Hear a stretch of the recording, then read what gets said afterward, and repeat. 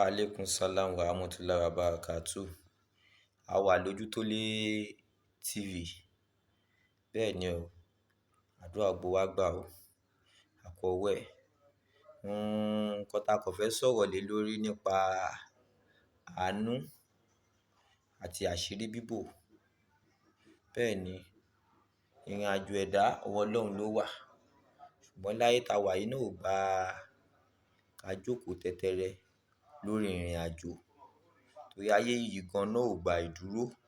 Ká tó dijú ká tó lajú, tágo kan bá lù ká tó tún dijú ká tó lajú. Ago mẹ́ta lábẹ́. Nígbà wo lágo kan ṣẹ̀ṣẹ̀ lù tágo mẹ́ta tó ti lù báyìí?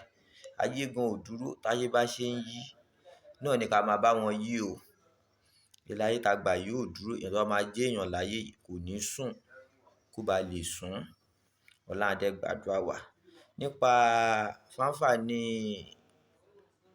tá máa ń jùlẹ̀ lójútólé ní ojútólé TV. Fáńfàní àwọn èèyàn tó jẹ́ olólùfẹ́ wa lọ́tùn lósì. Eléyìí náà tá tún fẹ́ jùlẹ̀ báyìí. Èèyàn tó bá ní ìkápá àti ìgbàgbọ́ tó bá lè ṣe, á rí gbígbàdúrà.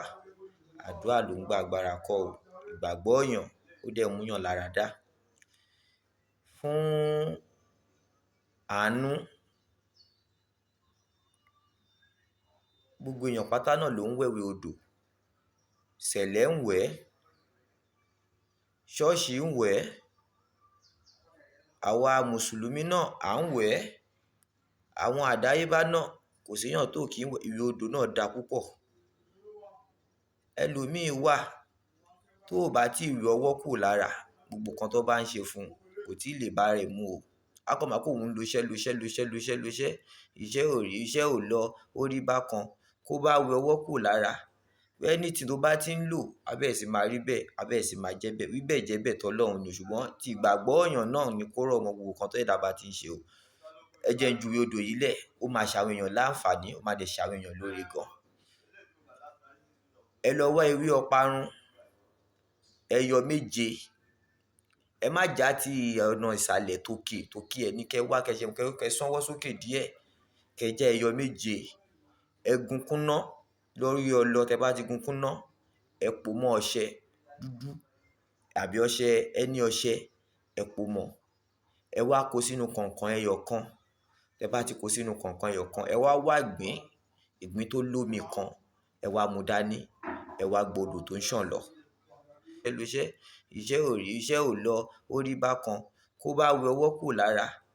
Anything tó bá ti ń lò, á bẹ̀rẹ̀ sí máa rí bẹ́ẹ̀, á bẹ̀rẹ̀ sí máa jẹ́ bẹ́ẹ̀. Wí bẹ́ẹ̀ jẹ́ bẹ́ẹ̀ tọ́lọ́run ni. Ṣùgbọ́n tí ìgbàgbọ́ èèyàn náà ni kó rọ̀ mọ́ gbogbo nǹkan tó ẹ̀dá bá ti ń ṣe o.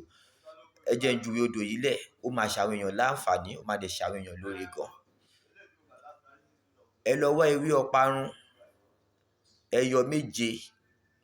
Ẹ má já ti ọ̀nà ìsàlẹ̀ tókè ẹ̀ ní kẹ́ wá kẹ́ sanwó sókè díẹ̀. Kẹ́ jẹ́ ẹyọ méje. Ẹ gun kúnná lórí ọlọ. Tẹ́ bá ti gun kúnná, ẹ pò mọ́ ọṣẹ dúdú àbí ọṣẹ ẹni ọṣẹ, ẹ pò mọ́. Ẹ wá kó sínú kànkàn ẹyọ kan. Tẹ́ bá ti kó sínú kànkàn ẹyọ kan, ẹ wá ìgbín tó lómi kan, ẹ wá mú dání. Ẹ wá gbodò tó ń ṣàn lọ. Tẹ́ bá ti wẹ̀wẹ̀ yẹn pẹ̀lú ọṣẹ yẹn, kẹ́ wẹ̀ dáadáa. Ọwọ́ kọ́ wà sàsí àbìlù. Kẹ́ ṣàdúrà kan tó bá ti wín látòrí dé sálẹ̀. Tẹ́ bá ti wẹ̀ kànkàn látòrí dé sálẹ̀. Bẹ́ẹ̀ ni ẹ wá fi sẹ́gbẹ̀ kan, ẹ wá ṣanra nù.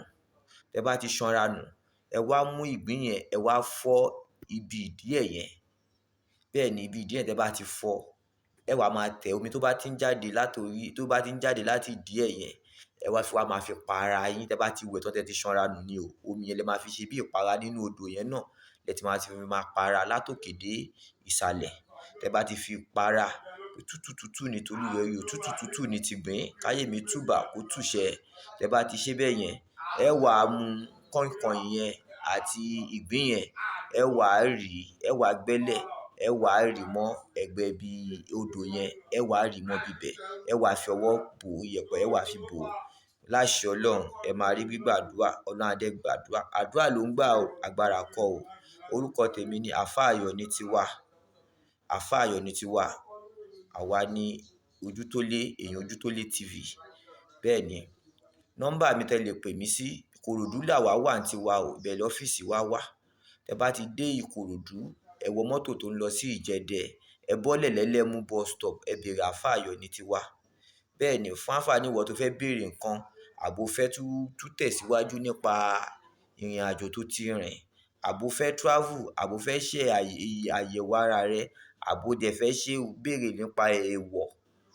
Nọ́mbà ti tèmi tẹ́ lè pè mí sí ní WhatsApp nọ́mbà mi àti nọ́mbà mi lélẹ́yìí 081 78 78 2843 081 78 78 2843. Ayọ̀ ní ti gbogbo wa o. Hey, thanks for watching this video. Subscribe on our YouTube channel. Subscription is free. You can call us on 0080 597807 for your event coverage. Thanks.